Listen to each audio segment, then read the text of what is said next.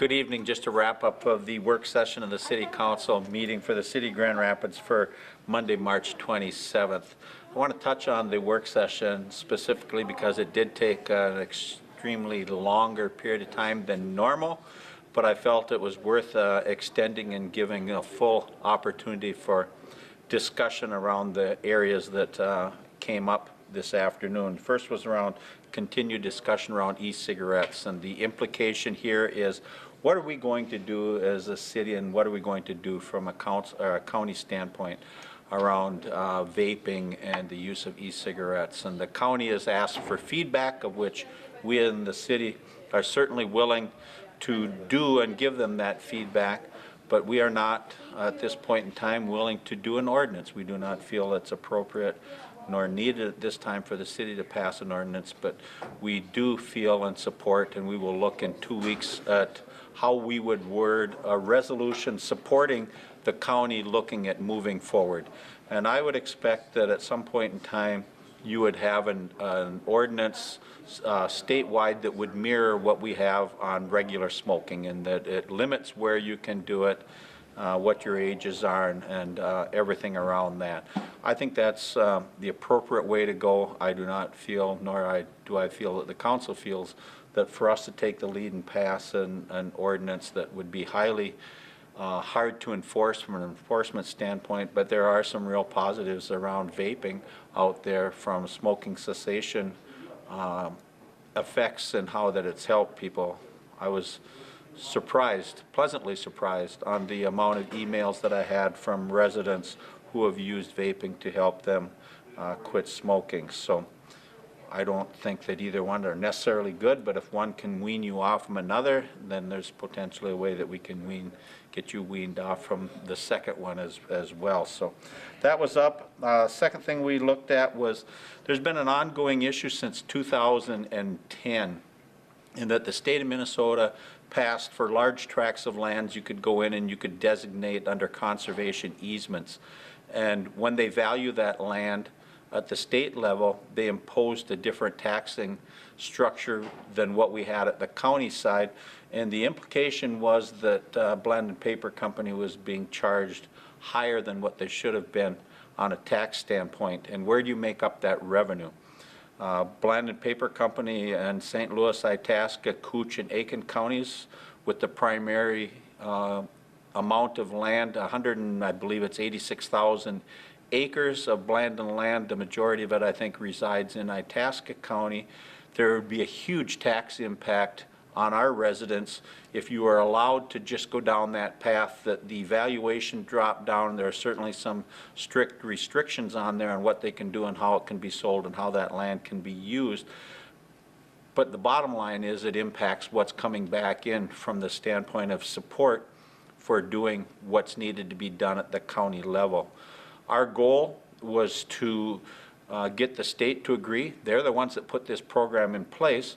They should be willing to look at how to offset so that the residents in those 4 counties don't bear the impact of those lost revenues. So if it takes X number of dollars to run these 4 counties and you cut out X number of dollars, somebody should be making those dollars up if you feel as a state level that's the right thing to do.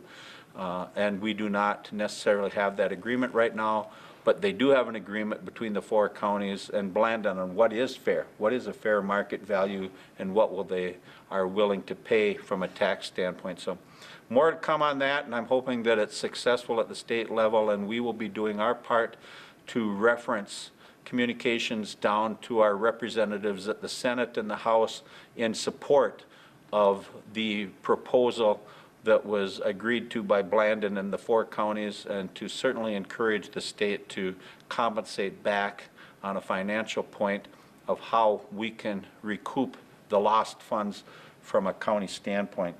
And finally, we had, I believe that was 63 city outcome goals that we had for 2017. Councilmember Bill Ziggy worked with City Administrator Tom Pagel, and they cut those outcome goals down to about 30 workable goals.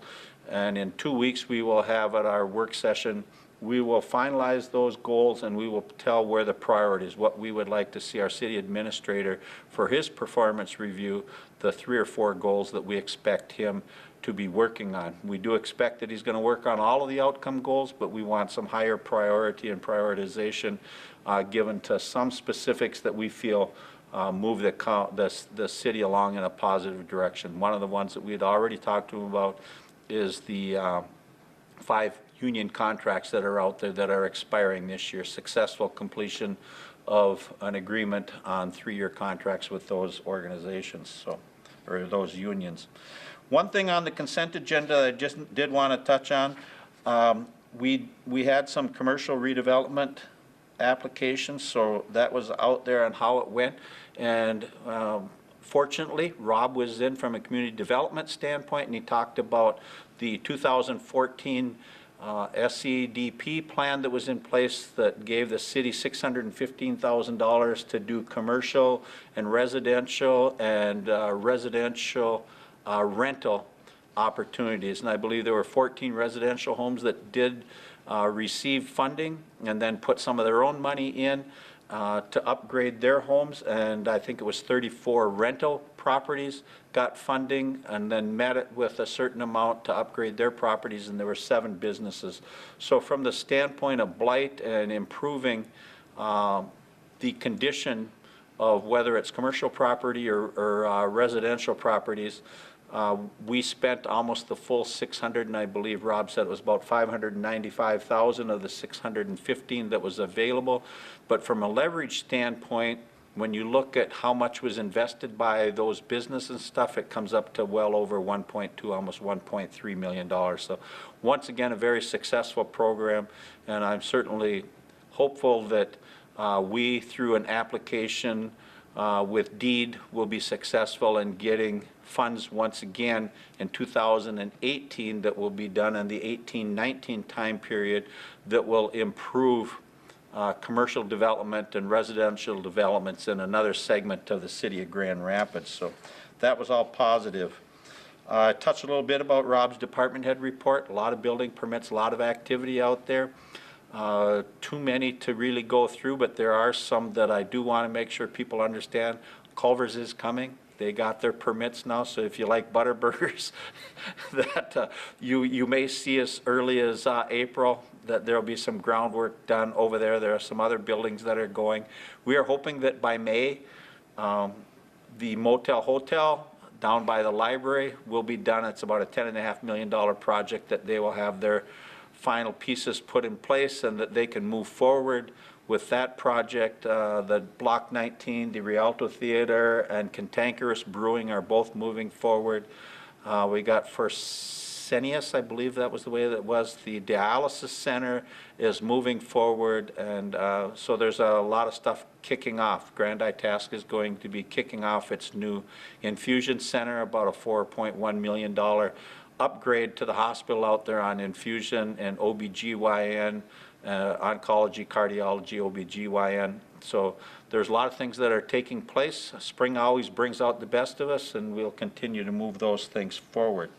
Under engineering, Matt Wegworth came in and talked about our 2017 projects. We approved it. It was actually under what the initial estimate was. I think our estimate from the city side was it could be as much as $2.7 million to do this. Casper Construction, out of 5 bidding companies, came in well below some of the other ones, so an award was made to Casper Construction in the amount of $2,219,424 to do those projects this year. We also got an agreement with Home Depot on the backside of Home Depot in that fly zone to take down some trees there that have an impact on that crosswind runways.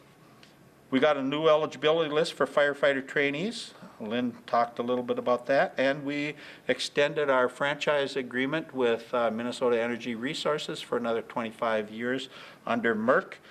And along with that, Pam Sarvala from Merck was in and presented the city of Grand Rapids with a check for $5,000 in support of the multi-use pavilion project that's on the back end of the arena. And City Administrator Pagel said, the project is basically done, but don't think you can't. Still a business out there, an individual out there.